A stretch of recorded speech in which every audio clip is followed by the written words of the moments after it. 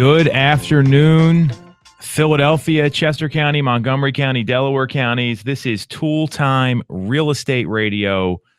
I'm Tom Toole. She's Stacey Mitchell, and we have special guest, amazing realtor, Jade James, our first real estate scholarship recipient. Jade, glad to have you on. Thanks for coming in. Glad to be here. Jade is very nervous, just so everyone knows. So we're going to make her feel very comfortable on the show. But we're excited to talk about some, obviously, real estate stuff, talk about what's going on in the market right now. And there was some news that just came out. And again, we're on WWDB-AM, and we all work at the Tom Toole Sales Group at RE/MAX Mainline, the #1 RE/MAX team in Pennsylvania and Delaware since 2018. And the thing we want to jump into in our first segment here is the 2020 home buyer and seller profile that comes out from the National Association of Realtors. So to give you some perspective, if you don't know what this is, it is the annual survey of recent home buyers and sellers who purchased from July 2019 to June 2020. So that's an interesting date given what happened in the real estate market last year, coming right off that shutdown that we had. And 2020 obviously had some really distinct circumstances. And we're going to talk about those. And that was actually part of the profile, was what happens like post-COVID, which I thought was pretty interesting. So what I'm going to do, ladies, I want to hit on some stats first. I want to get your take on all this stuff. So a couple things right out of the gate. Tenure in the home. So how long people are living in properties. It remains at a high of 10 years this year. Historically, it's been 7. So 88% of buyers used an agent to help them purchase.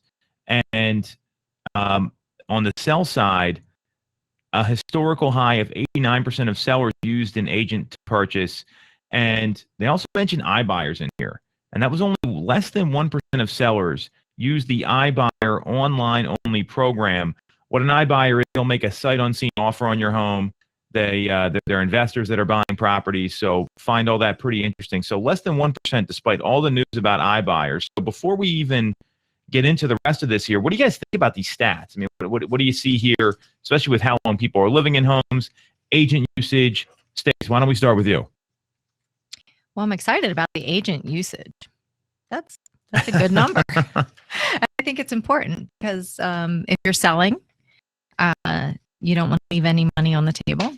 And if you're buying, the agent, if you have a good agent, is going to help you through that entire buying process, because it's not, buying and selling is not an easy proposition for anyone. So going it alone, or, it's highly recommended to have representation, to have an agent. Well, I just wouldn't go to court without a lawyer. Exactly. That's my view on this. I don't go to, I don't perform surgery on myself. Right. Hopefully I don't have to get surgery. But and you look at some of the challenges from last year, right? Yes. What we can and can't do in Pennsylvania. We've talked about this a lot. Mm-hmm. What's going to happen in the market? How do I time this with a pandemic going on and rates jumping all over the place? Especially looking at the time frame here. This isn't all of 2020. This was July 2019 until June 2020, where when all the restrictions came out, I mean, rates shot up. FHA was pulling investors. Loans weren't closing. The same thing happened in 2008. So I do agree with you that in those circumstances, having some agent guidance is really going to be critical. Jade, what do you think? Tell us what all these stats mean to you. Yeah, I think, getting an agent is super important, especially in this market. So those stats are definitely really impressive. I got involved probably in the beginning of this year. So, I think that is super important for someone to get an agent involved on both buy and sell side.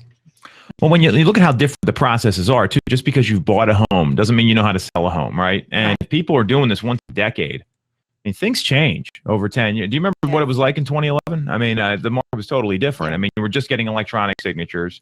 The contract was different. Marketing was different. So there's a lot of things that didn't quite, add up. So I think to your point there was a lot of challenges this year.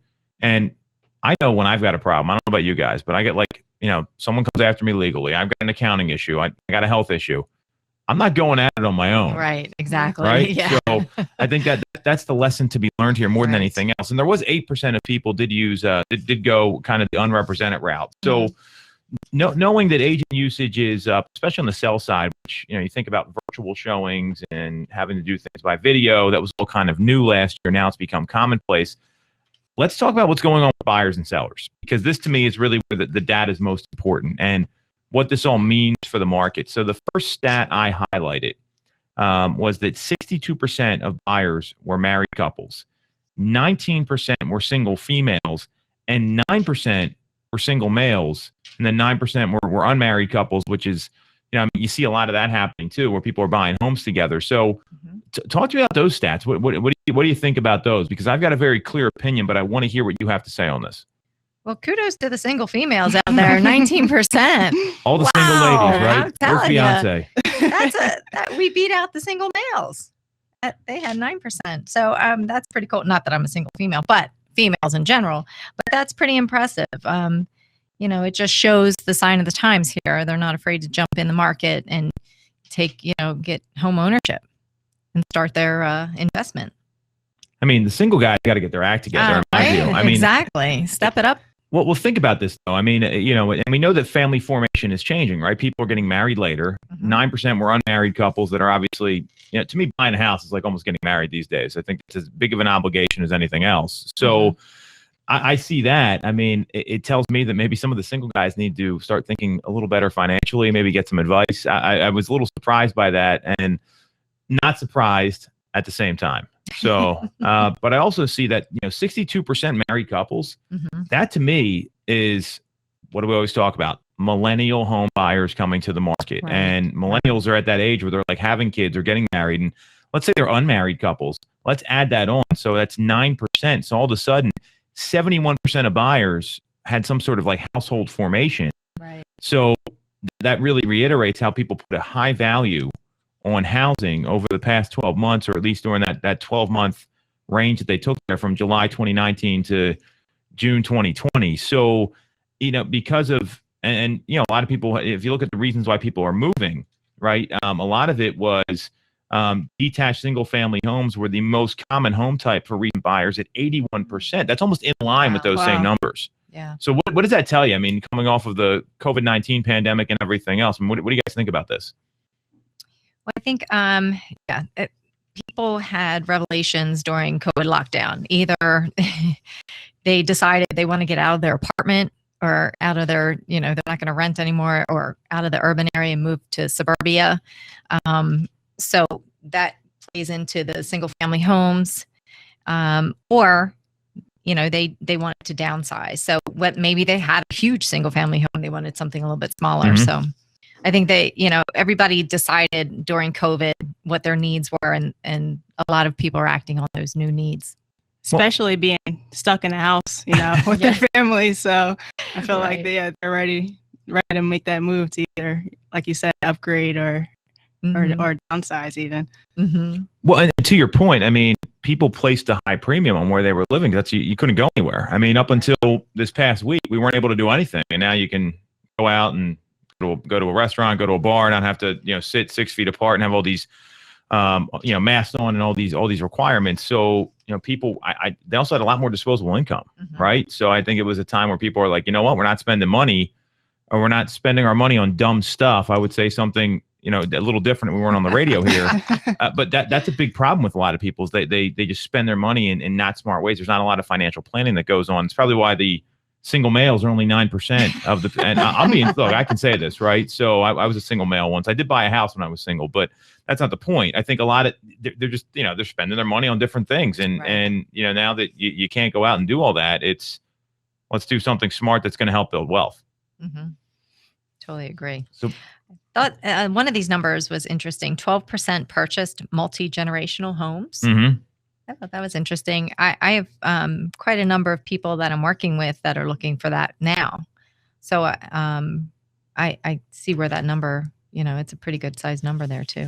Well, it was the same as last year, right? And you think about maybe the parents that want to cash out on their property. They can't take care of their home anymore, right? Like, I mean, people get older and all of a sudden they have to maintain these single family homes. It's a lot of work, right? You got landscaping costs, utility costs. You're only living in a couple rooms in the house. So all those things happen. And that was the same number as last year. And they said it's to either take care of aging parents or because kids over the age of 18 are moving back home to try to save money. Oh. Big challenge right now, right? I mean, the job market, we've seen what's happened there. And, looking at millennial buyers, people keep talking about them. They didn't buy homes for a while because they wanted to go home and save money for that. So I think that is pretty relevant, Stacey. And also is kind of a sign of the times here. I mean, this has been going on for a little bit now. Let's talk about the search process. This is another one that jumped out to me. Buyers typically search for 8 weeks and looked at a median of 9 homes and looked at 5 of them online. So we talked about this briefly last week on the show. So what does that tell you? Has the search process changed? What do you guys think about this? Definitely everybody's looking online first. Don't you find that, Jade? Yeah, for sure. And I'm surprised at the low number. I would have thought that they would have looked at more houses online. Yeah, especially, everyone's utilizing Zillow, Trulia, and searching on there. I don't know where else they're going. I mean, the newspaper. I mean, I think the Inquirer probably the answer is no. That's 5. So 5 of 9 are online only, though. So that's 55. So they didn't even look at them in person. They said, okay, here's the 9 we're looking at. Are you guys doing video tours still? Like, talk a little bit about that. Like, let's say someone says, hey, I can't make it. Jade or Stacey, get me into this property. We hit on this last week. So what's your process like there? Because to me, this is where realtors really need to pivot and provide this service. Some people, they're going to be okay not seeing the home. It's, can we get the home is really the question. That's where the market shifted a lot. For sure. With everything moving so fast, if someone's schedule is set up and it doesn't match the availability of the home, definitely, reaching out and letting them know, hey, I'll go out to the property for you. We can hop on FaceTime and take a look. So that's definitely, you could definitely use it out there. That's value added service right there. For sure. With our agents. Well, I think that's what agents need to be doing, though, because the reality is you don't get them into that home. I mean, how's your buyer going to feel? Let's say they're away on vacation and you can't wait till you get back anymore. It used to be, I mean, I can tell you, we'll be back on Monday. We'll go take a look at it then. Those days are long gone, long gone, unless there's some predetermined instructions or something like that happening. But knowing that's the case, I mean, I found that the majority of homes people are looking at are online only. So, when you take someone through a video, and I just want to hit on this again because it's so important. What are you showing them? Like, let's say, you get the phone call, take me through. I can't see it. I've seen the marketing video, and Nick, our man behind the camera, does a great job with the marketing videos. That doesn't show everything about the property. So what are you looking for in a home when you're doing these video tours? Well, I typically start outside and I'll show them a view, up and down the street so that they can get an idea of the street and their surroundings. So that's where I start. And then I go ahead of time and open the front door and open all the other doors and turn the lights on. But then I'll move inside and I usually start, the basics where your standard video tour would be, downstairs, upstairs. And then I get into the guts of the house. So I look for all the utilities. Where's the hot water heater? What kind of condition is the heater in? The basement, the doors, the access to the basement. And then around the back, show them the back. So I think you can get more detailed for sure when you're doing in-person video tours. You can open up cabinets, show them the appliances. So you're giving them everything they need. It just happens to be on a video. Exactly. And then we can recircle. Like, I can say, do you want to see something else again? Exactly. And usually they do, right? Yeah. Can you take me upstairs and show me the bedrooms one more time? Right. Absolutely, I can. Do the windows operate? These are important things that you can't necessarily get from a video tour that's put together, but a live video tour that the agents are taking them through. Yes, we can do those things. Absolutely. I agree. All right. So you're giving them the full tour, showing them all the bad parts, the good parts, the sexy stuff, the boring stuff that a lot of times like people don't like. I know when I've looked at homes and, even the home we live in right now, my wife didn't see it until we went through on the inspection. That was within that period. But she didn't even want to go down to the basement or check out the garage. She didn't really care. So you're showing them everything, which is great. So I think that makes a lot of sense. And it's also a lot more efficient, right? Like, think about trying to get people's schedules together anymore. Right. It's tough. It's right. Tough. I mean, do you see that buyers are they becoming more okay with this? And your perspectives might be a little different, Jade, especially you, because you've been in the business a couple months and having a lot of success quickly. Are they just okay with it now? Have you had any resistance to this when you say, hey, I'll give you a video tour if we can't make the time work? No, especially if it doesn't fit their schedule. You know, they're willing to take whatever they get, especially when homes are hitting the market Friday and they're going home days. Mhm. Whatever they can get, they'll take it. So it sounds like not only the agents are pivoting, but also the buyers are pivoting. But that's what you got to do in a Buyers. challenging market, right? Or an incredible market like this. Yep. Awesome. So we got a couple other things I want to hit on here. I found this to be very interesting as well. So how people are selecting their agents. And this to me is something all the realtors need to be thinking about. For the purchase side, 40% of buyers used an agent that was referred to them by a friend, neighbor, or relative, and 13% used an agent they worked with in the past to buy or sell a home. I can't believe it's only 13%. That's a really low number. 73% of buyers interviewed only one real estate agent, and 91% of buyers would use their agent again or recommend their agent to others. So here's the question I got for you. 91% of buyers would use their agent again or recommend, and 13% only use the agent that they worked with in the past. So how does that number happen? I mean, you know, what should agents be doing here? Because to me, that's a miss. I mean, that's a big, you know, revenue loss for a lot of people. And at the same time, if the average is 10 years that people are moving and 87% of realtors are out of the business in 5 years, that might be a factor in this, but that's still way too low of a number. And actually, if you look at it, 100 minus 87 is 13. So maybe that's the reason why. I don't know. I mean, I don't think it's that easy because I would imagine some of these people are still in the market. But what does that tell realtors if they're trying to find clients or they're struggling with their business right now? What would you be doing as an agent? I know what I'd be doing, but I want to hear from you ladies. Follow-up is my main thing. We'll talk what kind of follow-up. Like what would, so you sold someone a house last year, Stacey. What are you doing now? I check in the first month, see how they're making out in their new home, you know, see are, and usually they're still very excited. Oh, we're doing this, that, and other. Then follow up in another 6 months, birthdays, holidays, special occasions, things like that. And then a year follow-up, see how things are going. And then it's just the occasional, you know, it's the constant keeping in touch, whether it's an email, a card, a phone call, a text message. It's pretty simple, but you got to do it. So you're staying in touch with your clients is what I'm hearing. Absolutely. Jade, what about you? Yeah, I'll say the same. Staying in touch, following up, keeping your name fresh in their mind so they can give you that referral, or even, you know, 5-10 years down the line, they'll keep you fresh in your mind to sell their home again. Mm-hmm. Well, and if you don't follow up, guess what's going to happen? Somebody else will. Mm-hmm. Or you have all these portals that are out there, like a Zillow or like Dave Ramsey, who we talked about a couple of weeks ago, who run advertising when you type in best agents in blank, and they find that person, and they haven't heard from you since they bought your home. And I'm not saying you do this. I'm just pointing at one of you guys here.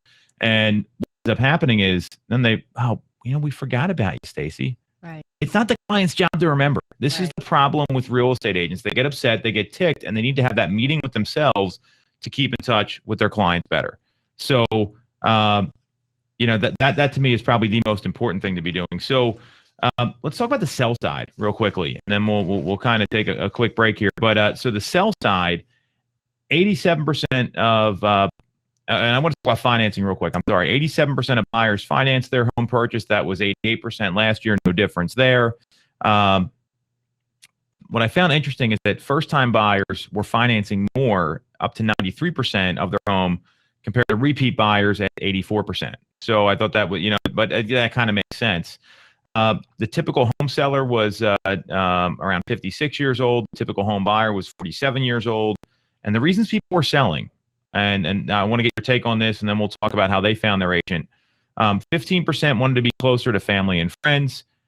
14% said their home was too small, and a change in family situation was 12%. So that's what, close to 45%, a little less than that.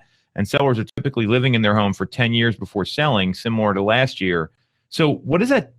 Is this part of the inventory problem? I mean, look, the reasons for selling, it's not like one common reason. They're kind of all over the place. Yeah, it seems like they're all over the place. Yeah. And they're small amounts, like the small percentages. Yeah, I agree. That's definitely goes hand in hand with the inventory level for sure.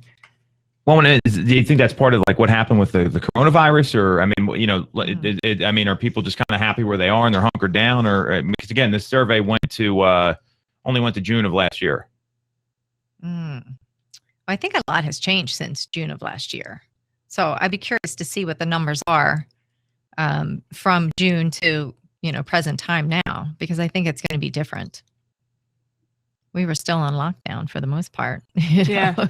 And people, Yep. for the future not being that predictable, people are probably a little bit scared to actually commit to doing that sale. So, and the vaccines weren't really as they weren't prevalent. Now, people feel more comfortable. So I think those stats are going to be a lot different. So people are more comfortable. Things are opening up. And there are people. The only people that really needed to sell were the ones that sold were the ones that needed to sell. Like, they were bursting at the seams. They were downsizing. Already had a new home lined up. All those sort of things. So the reasons for selling are no surprise to me. They're a little sparse. So let's talk about the same conversation. How sellers found their agent. Right. 67% of sellers found their agent through a referral from a friend, neighbor, or relative, or use an agent they worked with before to buy or sell a home. So a little higher on the sell side. 77% of sellers only talk to one agent before finding the right agent they worked with. So you're an agent, you have that data. What is it? What are you doing with it? Well, the referrals are key. So it's a pretty good number. So definitely ask for referrals. Ask your clients for referrals because as you can tell by those stats, it pans out. And what was the second one? So 77% of sellers only talk to one agent. Wow. So that's pretty impressive. They only talk to one, so they're not interviewing. They didn't interview multiple. Yeah. So definitely when you're doing your seller's presentation, that's the time then, because it says that they're pretty receptive at that moment. If you get the appointment to meet with them, make it count, because 77% only interview one agent. Yeah. Well, go ahead, Jade. Yeah, I think that is definitely pretty impressive because, you want to get in, hopefully be the first one that they see. So that way, you don't have any competition to get their home sold. So, but that number is impressive. Yeah. I mean, I couldn't agree with you guys more. And what I know is this: when you have an appointment with somebody, you've got to come with your A game. You've got to be overly prepped. You've got to know the market. You've got to understand how to market the property. And so many agents, they try to wing it instead of knowing what to do.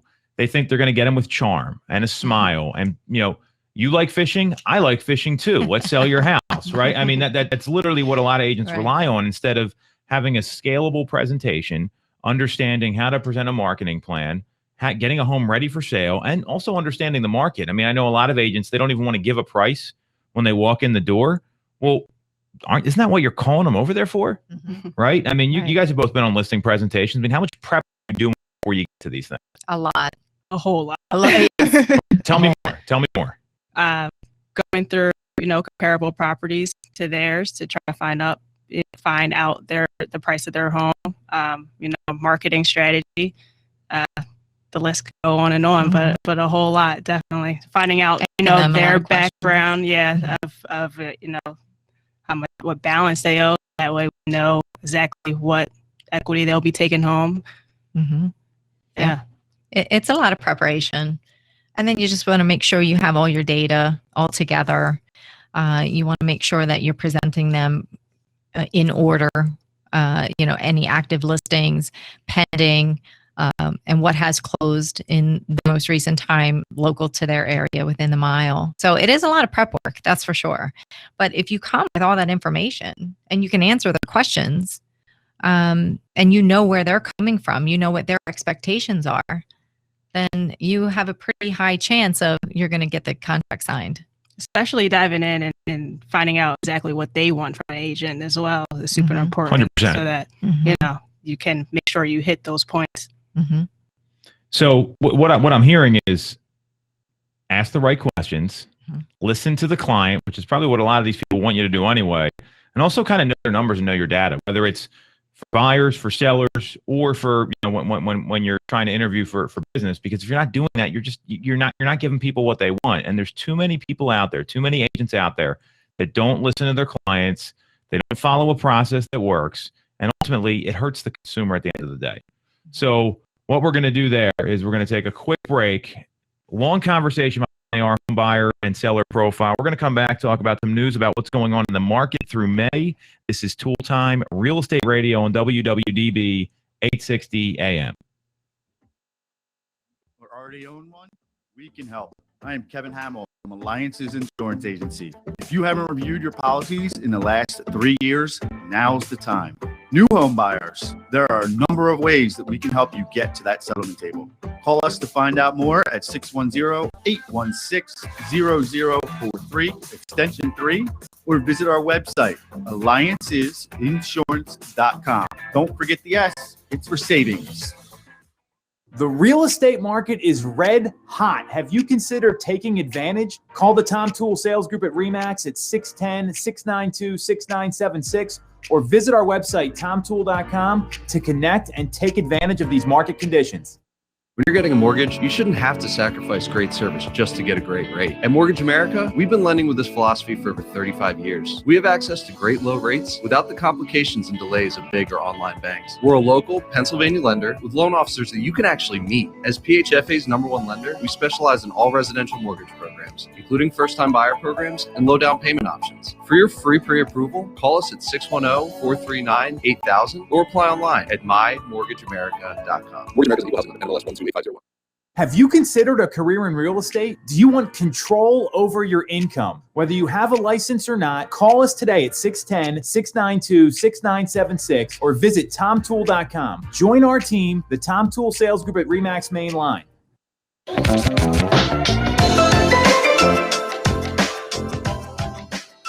Welcome back to Toole Time Real Estate Radio on WWDB 860 AM. I'm Tom Toole. She's Stacey Mitchell, and we have special guest, amazing real estate agent, amazing person, Jade James, also a member of our team. And again, we are the #1 RE/MAX team in Pennsylvania and Delaware since 2018 with the Tom Toole Sales Group at RE/MAX Main Line. So, ladies, what I want to hit on next, because we get this question all the time. How's the market? What's going on in the market? And we talk about this a lot because this is what people want to know. And there was some news that came out last week that the U.S. existing home prices, they hit another record high in May, according to the National Association of Realtors, and median existing home prices soared 23.6% year over year to a record high of $350,300 as monthly price gains continue. And this is again through the month of May. So what do you think about this stat? I have some very clear thoughts on it, but what do you guys think about this number before we get into some of the specifics and some of the more granular data? Well, this is what we are seeing out there in the market here locally. Definitely the increase in values month over month, where if you had buyers that you were working with last fall, it almost is a little different market than it is now. So if your buyers missed out last fall, they're definitely going to be paying more this year. That's for sure. And I have a few buyers that, they're kind of kicking themselves in the butt I'm going to wait until the market changes. Well, it did change. I mean, how long do they want to wait? Because Right. when they say change, are they talking about prices going down or something happening? Is that That was what their thought process was. So they're probably going to be waiting until what, 2026 for that to happen? I guess, right. Yep, because Okay. they missed the boat for sure. Fair enough. Jade, what about you? What do you think? Yeah, I'm seeing it now in the last 3 months. I've had buyers I'm working with since March, and we've even seen an increase since then. And they're getting a little bit less home for the money that they're willing to spend. Well, and what's happening is this. Rates have gone up a little bit. Prices are continuing to go up. So it's costing more both on the payment and on the price. I will tell you this headline is very misleading because last May, we couldn't do anything. Mm-hmm. We were even questioning if settlements were going to happen this time last year. And not this time last year, but in May, because that's where the data comes from. And you got to be very careful right now with these headlines because all of this is comparing it to when you couldn't do things in Pennsylvania that were considered real estate activities. You couldn't meet people at houses. You were having Zoom appointments over a computer screen. That was all fine, but there wasn't that same activity. Now, May is an interesting month because we know the restrictions got lifted in May 19th. So we had like 11 days there where you could, and it was a busy 11 days. I mean, you were right on the front line, Stacey. And at the same time, I mean, we're not seeing a 23.6% year over year increase. We're seeing maybe half to a little more than half of that, in that 10, 13% range in the greater Philadelphia area, just because it's a large region. So I do agree that the people that wanted to wait, was a bad move. And that's all the more reason to talk to a professional that knows what they're doing and it's someone that you trust. So knowing that the headline's a little misleading, and let's kind of get into some additional numbers here. So existing home sales dropped slightly for the fourth consecutive month in May. They were down 0.9%, so 0.9% from the previous month. But existing home sales are still up 44.6% year over year from 4.01 million in May. Again, misleading stat in my view. I mean, because we couldn't do it, you couldn't have any settlements. I mean, there was a question of, are we going to be able to have this settlement right now, even though the loan's approved and everyone's got a health screening, because the governor came out and said, hey, you can't do any in-person real estate activities. And we didn't even have electronic notary in Pennsylvania this time last year when all that happened. So I think you got to kind of look at that with a grain of salt here, and also understand that we're going to see more of a seasonal flow to sales. So some other numbers, and I want to get your take on this here. So at the end of May, total inventory was 1.23 million units. That was up 7% from April, but down 20.6% year over year. We know inventory has declined. And, they're seeing a 2.5 month supply, up from the 2.4 month supply from the previous month. So are you feeling more inventory in the market? I know what the numbers say, but are things changing a little bit? Are we on the cusp of the market maybe hesitating a little bit, getting a little less incredible than it has been? I haven't really felt that there's more inventory, honestly. It still seems the same to me, that there's not as much out there. So I know that what the stats say, that there's been a slight increase, but in the areas that I'm working and the price points that I'm working, I haven't seen that increase in inventory yet. I agree. I don't really see much of an increase. I see a bit of a decrease in competition, maybe. Mm-hmm. Instead of 15 offers I'm competing against, Right. it's about 5 now. But the competition has been decreasing. But as far as inventory, I feel like it's about the same. Mm-hmm. So competition is decreasing. What does that mean? You're a buyer. Hey, Jade, I want to buy a house. Let's go make an offer on this. What did it look like a couple months ago where we are right now? We had to use every bit that we can as far as offering way over asking, bridging appraisal, paying transfer tax. Now we can probably just get away with just offering over asking and just bridging appraisal. You don't have to go, the extra length. So what Jade's talking about is paying the seller's portion of the transfer tax. If the appraisal comes in short, let's say it's $10,000 a delta or difference between the appraised value and the sale price, the buyer eats that money, comes up with more cash. I mean, this is the reality of the first quarter, and that's what was happening very clearly. So, and that's kind of what I meant. The market's starting to go the other way, where you're not having to write these incredible offers and you still lose out on the property. I mean, have you guys written offers that you're like, wow, this offer is amazing, and you get the call, hey, it wasn't even close, or you got beat out by 2 other people. So what's that conversation like with buyers? Because I mean, that's got to be a tough thing for buyers to swallow. And I think the buyers that are out there in the market right now, I think they need to get realistic that they may write the best possible offer they can write and still lose the house. Yeah, I have that conversation up front. It doesn't help the situation, though, because you can talk about it all you want to, but until it becomes reality and they actually experience it, and the disappointment, especially if it was something that they loved and they did throw everything at the offer. So it can be difficult.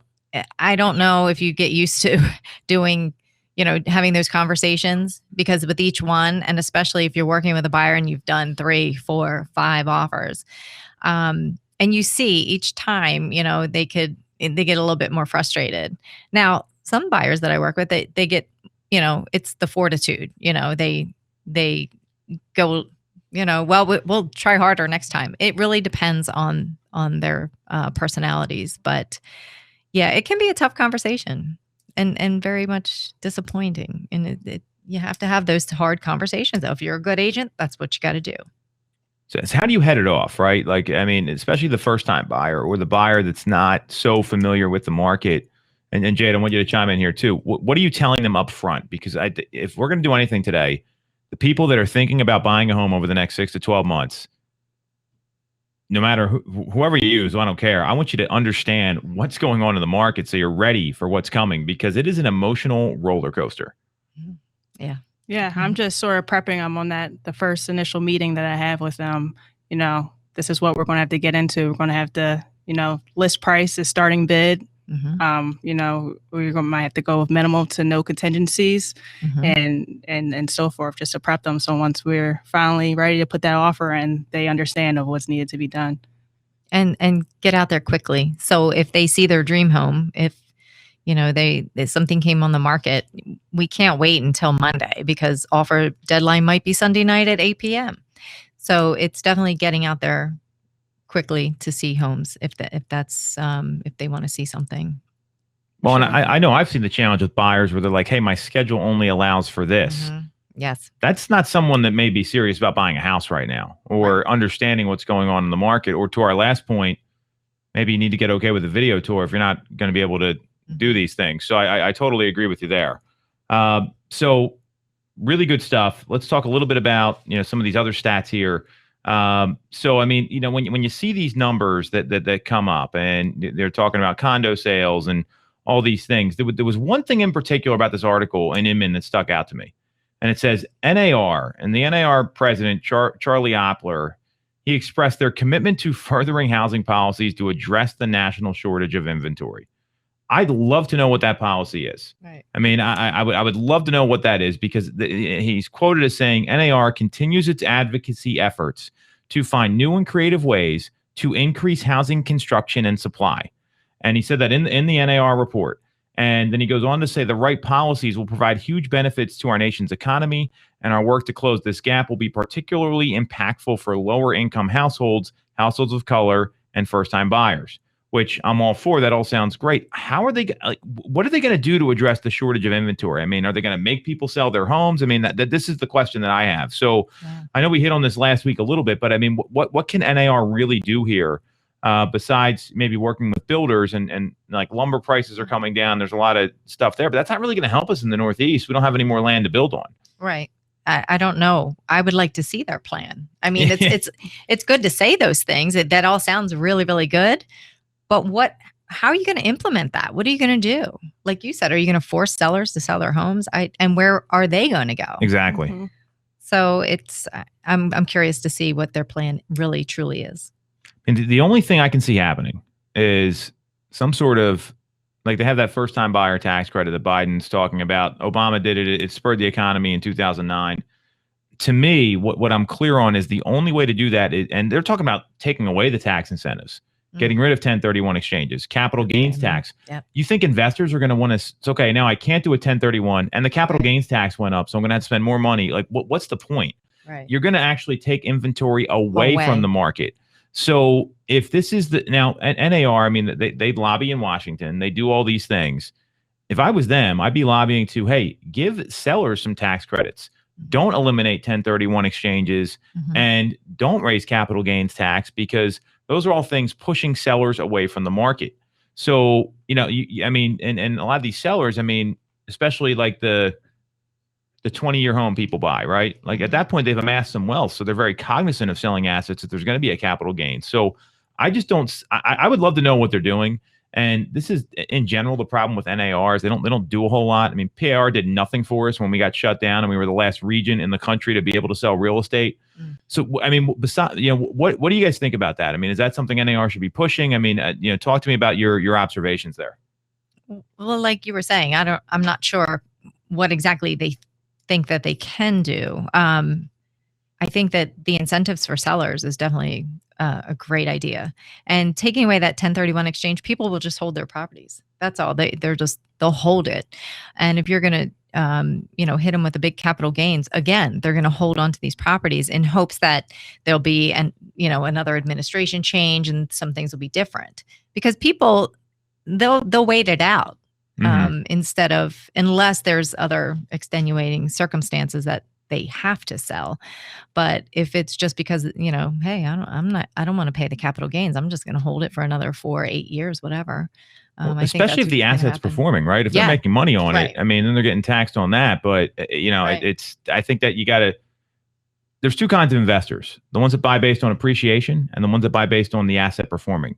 The latter is the way to go. Like, you don't want to ever buy on appreciation, because what if the market turns, right? Mhm. So if the asset's performing, what's the incentive to sell? None. Right.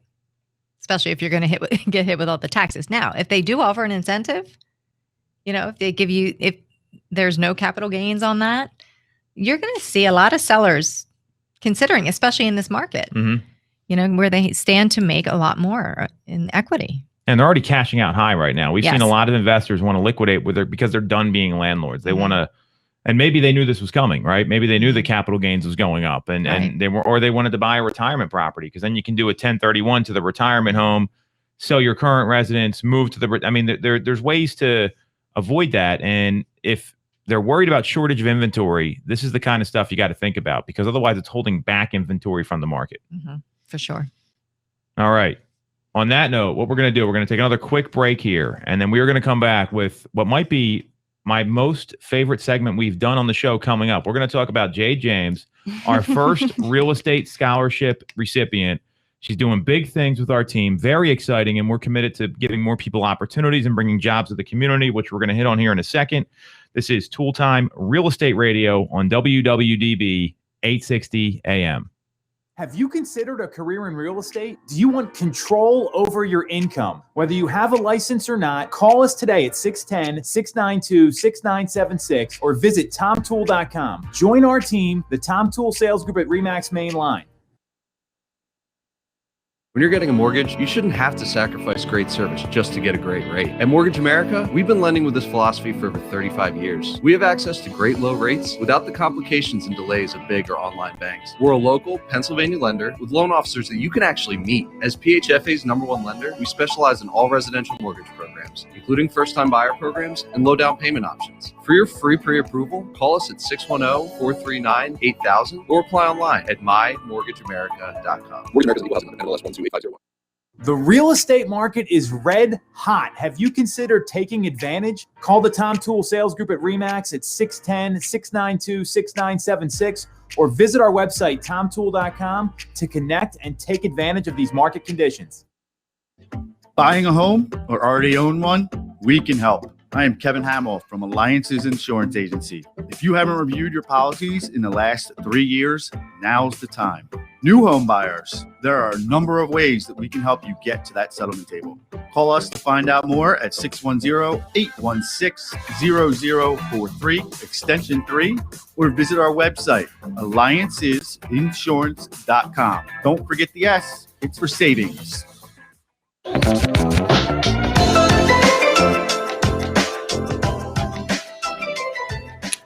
All right, welcome back to Toole Time Real Estate Radio on WWDB 860 AM.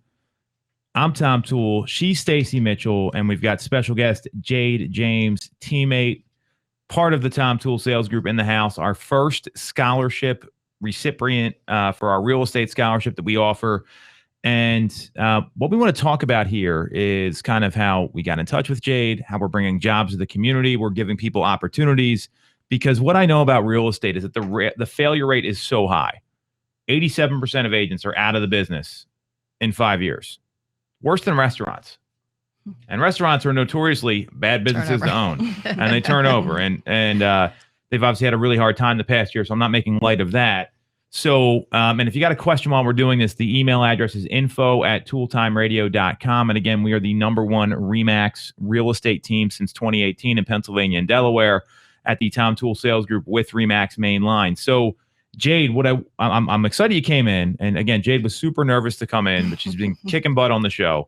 So we got in touch a few months ago, more than a few months ago. And obviously you had reached out about our scholarship program. So to give some people some perspective, before we connected, before you started your career in real estate, what were you doing before that? Because I think there's a bit of a, and Stacey, you got a perspective here too, so please chime in. There's a bit of a stigmatism with real estate that you got to have some sort of experience before you get involved. And I could not disagree with that more. Yeah. So I was in the service industry. I was working in fine dining. I was a server of fine dining for some years, and unfortunately, due to the pandemic, I had to kind of switch gears and rethink my future career path. And I knew I wanted to stay in sales. I love being at service to others and kind of helping others make, big decisions. I know buying a home is kind of not as big as choosing between soup and salad, but I knew that I would love it, and I'm right. I really found my passion. I really love what I'm doing here, and coming to this team was like the best decision because you guys really set me up, to be successful. And I had absolutely no experience at all, and the training and everything was like the best that got me, where I am right now. Well, you're very kind, and I would disagree. I think it's really important to order salad instead of soup every time because you're going to be able to live a healthier lifestyle. All kidding aside, so to give some perspective, Jade. So I know you've been putting a lot of sales up just to let people know what you're doing. I think in the past 45 days, you've done 4 sales with us, and you've taken a listing as well, which like most people, it's amazing. They don't take a listing till like 6-7 months in. They don't know what the heck they're doing. So you're doing amazing. And I think that's as much of a credit to you putting in the work. But so what you said you wanted to stay in the service industry. So why real estate? I mean, let's go a little deeper on that because I think there's a reason that people need to hear because this reason is the reason why you're also successful at what you're doing. Yeah. Real estate, I kind of like the, be able to make my own schedule. I kind of built my own business. Not every day is the same. And just interacting with others and that aspect, which was a huge key for me. So you like helping people, and that's what I was hoping to hear because a lot of people get into real estate because they want to make money, right? They think it's easy. I mean, it's big misconception. Yes. And while you make your own schedule, you've got a very disciplined schedule. So I don't like people think you're like sitting at home, waking up at 9 o'clock, checking the MLS. I mean, this is so walk people through like what your day-to-day is like, because I think it's really important because you're having a lot of success right away. And a lot of people think it's going to take them 6, 8, 12 months to sell 4 homes. You've been with us maybe 90 days and you're already putting those kind of sales on the board. So what's your day-to-day like? Obviously you want to help people. And that to me is the important thing about this business because no one really knows what they're getting into with a real estate transaction. I mean, you could be the smartest person out there and not know what's going on. So explain like what your day-to-day looks like. I think that's really interesting. Yeah. I'm up about 6 o'clock, 6:30. Take some time to myself, work out a little bit. Then I'm on the phones role playing 8:45, 9 to 11. What are you role playing? Role playing. Let's slow down here because I think a lot of people aren't gonna. I mean, it's like is this like you got like sock puppets or like what are we doing here? So no, I'm role playing different scripts, objections, and everything, just so that I'm super on it. That when I get into like a real life situation, I know exactly how to handle it. So that's what my role playing looks like in the morning. Between 9 and 11, I'm on the phones, making my calls, prospecting. And I think that's super important because you can kind of get lost in once you get deals done and kind of lose your pipeline. So it's important to keep that in your schedule every day to stay on the phones. So what you talked about your role-playing script. So you use a script, right? Like, so I mean, I know the answer to this, but I want everyone to hear this because I think it's so important. Like, so what kind of situations are you role-playing? Like, is it, hey, my friend told me that the market's really great. Like, I mean, give us an example of one of the most common things you're learning how to respond to, because we're here to be the guide. We're not here to be the hero. We want to help get people through these stressful transactions because it's really stressful buying real estate. I mean, there's no question. These transactions are emotional. For sure. The scripts as far as objections, I don't want to buy right now. The market's crazy, or I don't want to sell right now, and different scripts like that. So just prepping them for the market that they're going to get into, and just knowing how to handle those situations. For sure. So you're going over market data, telling people what's actually happening, not what they see on the news. Because the news is, I mean, the news is just totally negative anymore. And then you're spending time prospecting. So for people that don't know what prospecting is, so you're like making calls. So like, I mean, who are you calling? What are you trying to do? What are your goals during that 9 to 11 time block? Yeah, I'm calling, people that I've gotten in contact in the past. I'm following up with them to see if they're, still interested in purchasing a home. I haven't seen much activity from them. So just checking in and kind of, hitting on their motivation of their initial reason of buying a home. And just following up and calling out. Okay, got it. So you're looking to find people that want to buy or sell a home in the next 90 days and have real intent is what I'm hearing. And this is language that we use. So you came from the service industry. You got into real estate. So what are some of the challenges you're running into? Because I think everyone thinks, well, you're new. And to me, that's kind of like an excuse, because Stacey was a new agent 12, 13 months ago. It's hard to keep track of the actual number because we were not allowed to leave our houses, but I think it was actually 15 months. I was a new agent. I've been through that. And I think a lot of people want to default to that and just assume it's going to take them a while to see some success. And, so what are some of your day-to-day challenges that you're running into? And Stacey, as an agent that's, a more of a veteran agent, well, you've done more business than most people who are in the business for years. But what are some of the challenges you guys run into or you ran into during your first year in the business? My main, I don't know if it's really a challenge, but something that I've kind of caught on that I wish I adapted in the very beginning was staying true to my calendar and scheduling, and putting every little thing in my calendar. I know Tom says if it's not in the calendar, it didn't happen. So because I tend to juggle a whole bunch of things in my mind, and as agents, you have a million things going on. So actually seeing that in front of my face in my calendar really helped me out to, get the deals that I have gotten done. So following a calendar, right? So you make your own schedule, but you got to follow it. I mean, I think that's the biggest challenge in any business person ever. Stace, what about you? I mean, you just went through all this too. So I think, definitely time blocking for sure. And trying to stick to that. There's so many things that try to pull you away from that calendar.